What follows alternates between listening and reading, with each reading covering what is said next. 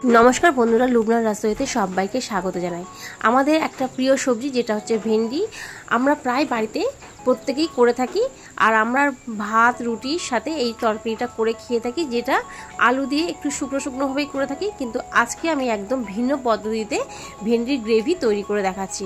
অবশ্যই বন্ধুরা এই রকম পদ্ধতিতে একবার রান্না করে দেখে নেবেন। এখানে আমি 250 গ্রাম ভেন্ডি নিয়েছি, যেটা আগে থেকে ধুয়ে মুখগুলোকে কেটে রেখে দিয়েছি আর জল ঝরিয়েছি। এখন ভেন্ডির গায়ে একটু মশলা মাখিয়ে নেব। একটু লবণ আর হলুদগুলোকে ভালো করে ভেন্ডির গায়ে মাখিয়ে নিচ্ছি। খুব হালকা মতো মশলা দেবো, নাহলে ভেন্ডিটা ভাজার সময় মশলাগুলো পুড়ে যাওয়ার সম্ভাবনা থাকে।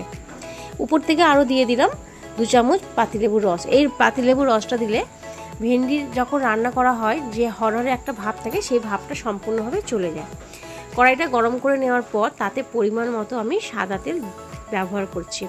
আপনারা সরষের তেলে রান্নাটা করতে পারেন। তেলটা যখন গরম হয়ে গেছে তখন একে একে ভেন্ডিগুলোকে দিয়ে দিলাম। দিয়ে হালকা করে একটু ভেজে নেব, মানে ভেন্ডির গায়ে যতক্ষণ না একটা হালকা কালার হতে শুরু করে। ভেন্ডিটা ভাজতে ভাজতেই 60% মতো অলমোস্ট ভেন্ডিটা কুক হয়ে যাবে। আর যেহেতু ভেন্ডি একটু নরম সবজি, রান্না করতে খুব বেশি সময় লাগে না। ভেন্ডিটা ভাজা হয়ে গেছে, এবার তেল থেকে আমি তুলে নিলাম। বাকি রান্নাটা আমি ওই একই তেলেই করবো। সেজন্য একটা কড়াই বসিয়ে দিয়েছি আর তাতে দিয়ে দিলাম 1.5 চামচ বেসন। এই বেসনটা একটু করে ভেজে নিচ্ছি, মানে যাতে বেসনের গায়ে থেকে কাঁচা গন্ধটা চলে যায়। বেসনটা ভাজা হয়ে গেছে, এবার একটা প্লেটের মধ্যে দিয়ে দিলাম। এবার এক শুকনো মশলাগুলো দেবো। দিয়ে দিলাম ধনের গুঁড়ো, ভাজা ধনের গুঁড়ো 1 চামচ, হলুদের গুঁড়ো 1/2 চামচ, ঝাল লঙ্কার গুঁড়ো খুব সামান্য পরিমাণে, জিরের গুঁড়ো 1 চামচ আর কাশ্মীরি লঙ্কার গুঁড়ো একটু বেশি পরিমাণে দিলাম। দিয়ে সমস্ত মশলাগুলোকে মাখিয়ে নিচ্ছি।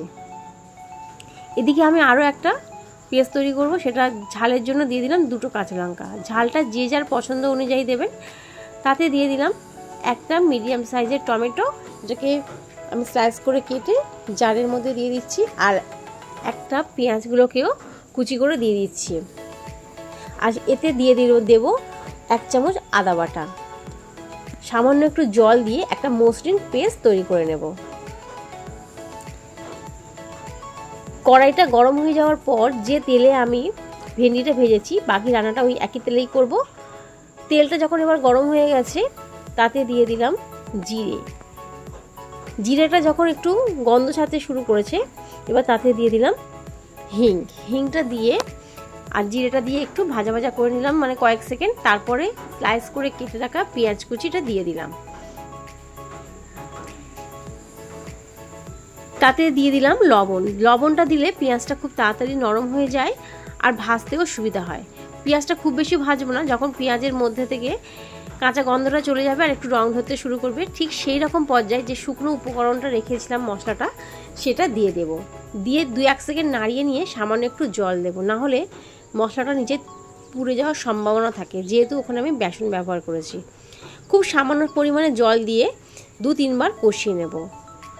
খুব বেশি জল আমি একসঙ্গে দিয়ে মশলাটাকে কষিয়ে নিচ্ছিলাম।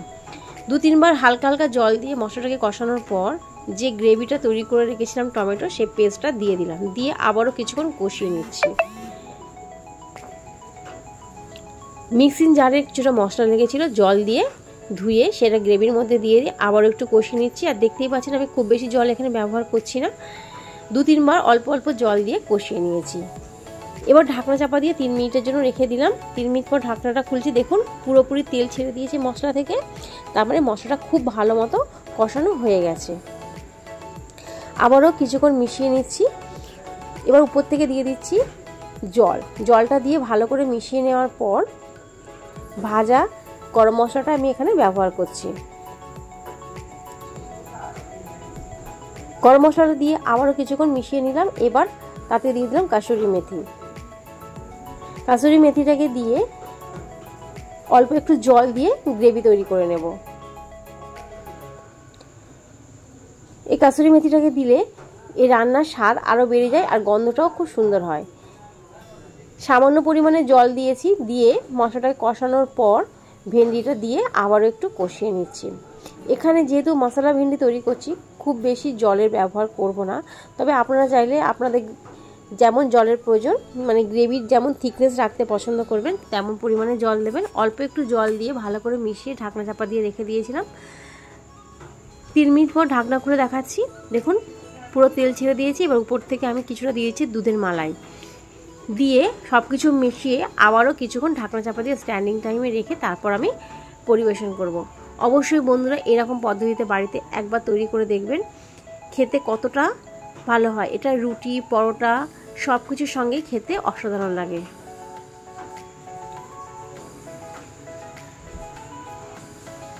আজকে তাহলে এই পর্যন্তই। অবশ্যই আমাকে কমেন্ট করে জানাবেন যে রেসিপিটা কেমন লাগলো। ভিডিওটি প্রথম থেকে শেষ পর্যন্ত দেখার জন্য ধন্যবাদ।